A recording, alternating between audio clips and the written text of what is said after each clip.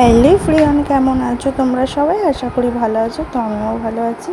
তো চলো এখন থেকে তোমাদের সঙ্গে না আজকে ব্লগটা স্টার্ট করছি। তো ওইদিকে দেখো তাতানার পাপানকে চান টান করিয়ে দিচ্ছি।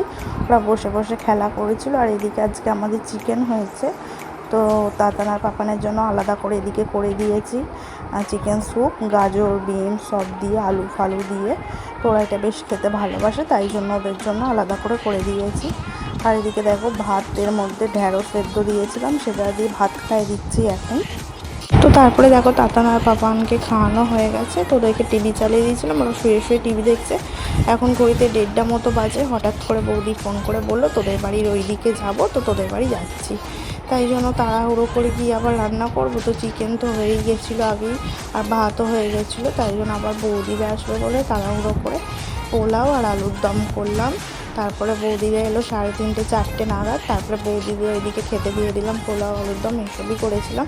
দেওয়ার পর বেশি খাইনি, অল্প খেয়েছিল, বললাম আরও একটু নিতে, তো নেয়নি।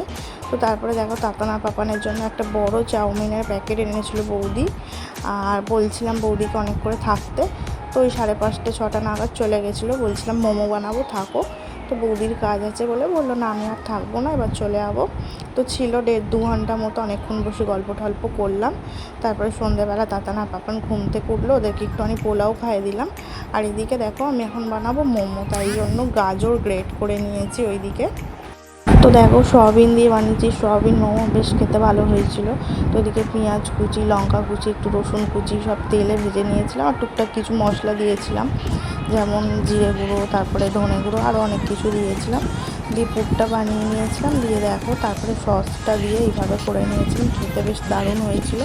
আর দাদা আর পাপানকেও খাওয়াচ্ছিলাম, ওরাও খাচ্ছিলো একটু করে। তো চলো আজকের ভিডিওটা এতটাই। যদি ভালো লেগে থাকে লাইক কমেন্ট আর চ্যানেলটাকে সাবস্ক্রাইব করে দিও। তো চলো আজকের মতো টাটা।